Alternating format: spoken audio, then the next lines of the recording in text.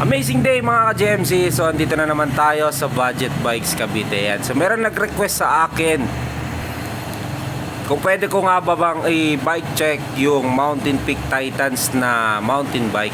Ayan. So kasi nagbabalak siya mag-build bike o yung magbuo ng mountain bike na Mountain Peak din. Ayan. So meron nito build bike na. So titignan natin kung sulit nga ba yung presyo nito sa ngayon, no, versus doon sa magbubuo ka ng bike. So umpisa na natin i-bike check itong Mountain Peak Titans 27.5. Ganun din, para price update na rin natin yung mga ka-James.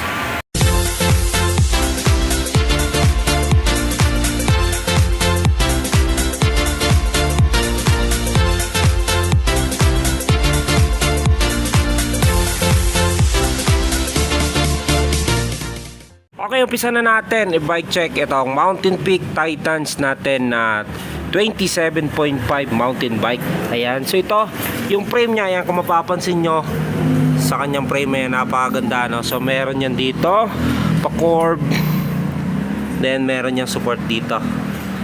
Ayan, so color combination niya glossy black with gray. Ayan, so dito sa kanyang top tube dito nakalagay yung design and engineer by Mountain Peak.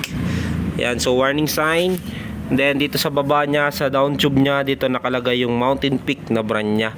So dito sa kanyang chainstay, yan, dito nakalagay yung model niya na Titans. Yan, dual purpose. Ayan, dual purpose siya, Titans. Sa kanya namang seat stay, dito nakalagay po yung ride without limitation na lagi natin nakikita doon sa mga Mountain Peak. Ayan, so dito naman sa kanyang down tube, dito nakalagay yung model niya, then material na ginamit sa kanya ay yung alloy series. So alloy 6061. Then yung frame nito ay medium frame Mountain Peak na rin po yung ano niyan. Ayan, yung sticker medium. Ang nagustuhan ko dito sa kanyang forma frame ay napakaganda. So dito medyo slim siya, tapos medyo palaki dito, nag-iiba ng korba. Din dito smooth weld na. Yan. So hanggang dito, no, smooth weld. Yan. So malinis siya tignan. So Mountain Peak talaga yan. Solid na solid yan si Mountain Peak. Yung kanyang lagay ng battle cage, so meron naman lagi yan dito sa ilalim ng kanyang sa down tube. Ayan. So dito quick release na rin po yung kanyang seat post. Alloy na rin po yan.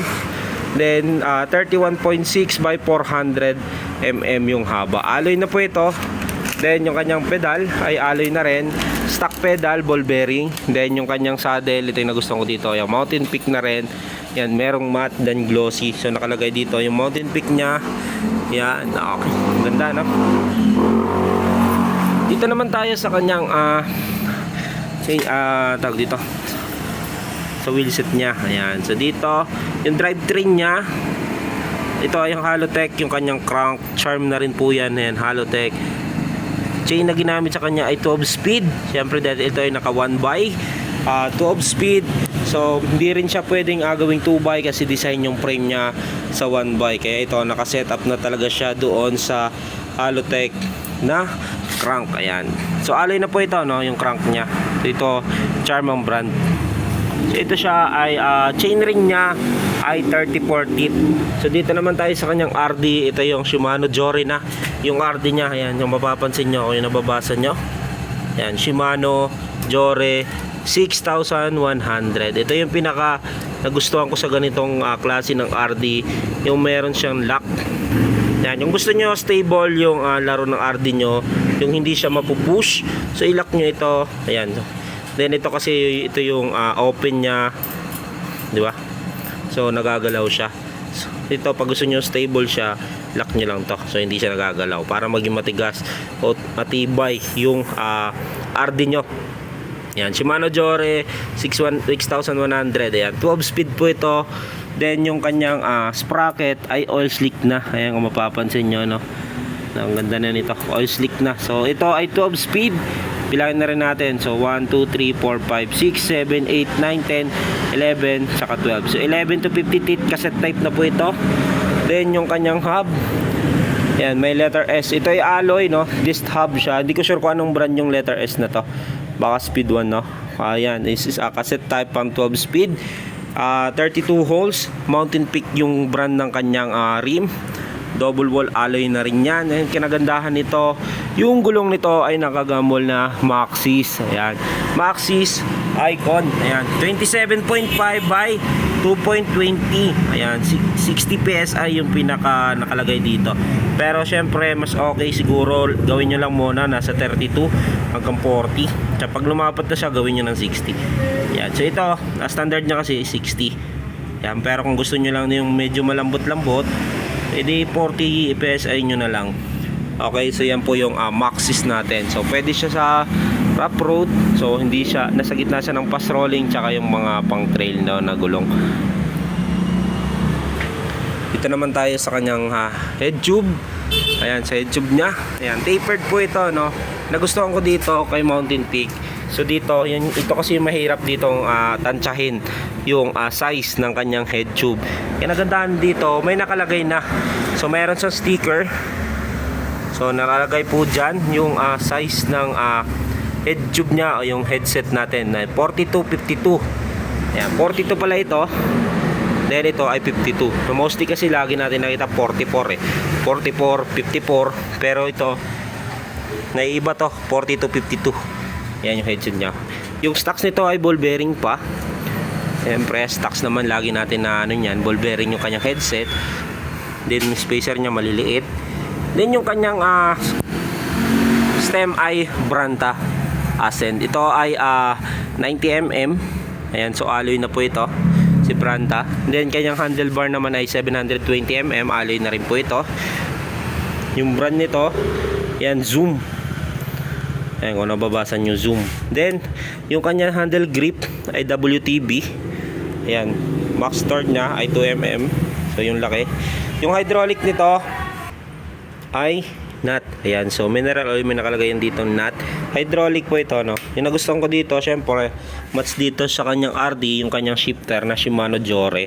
12 speed. Ayan, so, dito natin makikita kung legit yung mismong shifter nyo. Ayan, so nakalagay dyan, kung nakikita natin, ayan, medyo malabo lang. Ayan, made in Japan kung nakikita nyo. So medyo malabo kasi cellphone natin, no? Yung ginagamit natin na pang video. Port naman nya, ayan, ay tapered na rin yung port nito. Mountain Peak ang brand. Ayan, so Mountain Peak magnesium alloy. So alloy po ito. Then 110 yung kanyang play. Air fork na rin ito. Then may lockout. Yung manual lockout, yung ABS manual lockout natin. Ay, alam na natin yan kung paano ang purpose niyan. Pag gusto nyo yung i-open para bouncing siya, ma-absorb niya yung impact kalsada, i-open nyo. Kung gusto nyo naman mas matulin kayo o di kaya walang shock, ayan, i-lock nyo yan. Ayan, gulong naman niya. Ayan, gulong niya, syempre itong Maxxis Icon. So pares lang din naman sa likuran. Ganun din yung kanyang rim, Mountain Peak din. Quick release pala ito, no? Yung kanyang harapang gulo. Ayan. Rotor na ginamit sa kanya ay 160mm. Yan po, hydraulic niya. Pero kinagandaan nito, no? So ito quick release. Gandaan nito, throw axle yung hub nito sa likod. Ayan, no? Throw axle. Yan nagustuhan ko dito. Matibay, no? Naka-throw axle siya. Cabling, check natin yung cabling. So sa cabling niya, so internal cabling, so malinis sa tignan. So yung shifter tsaka yung brakes niya dumaan dito sa kabilaang side ng kanyang down tube. So malinis siya tignan.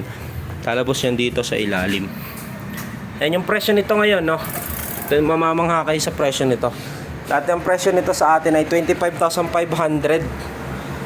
Ayan, 25,500 yung mismong SRP niya sa Shopee, sa TikTok. Ayan, 25,500. Ngayon, ma-avail nyo na lang yan ng 22,999. So, discounted kayo ng yan, 22,999. Discounted kayo ng 2,500, no? So, yan. So, pag-usapan na rin natin kung sulit nga ba ito i-build bike versus doon sa kung mag-a-assemble kayo. So, next video, papakita ko sa inyo yung kung makakatipid ba kayo na ito na yung bilhin nyo sa presyong 22,999 kung may enough cash naman kayo, or mas gugustuhin nyo pa rin mag-build ng sarili nyong bike.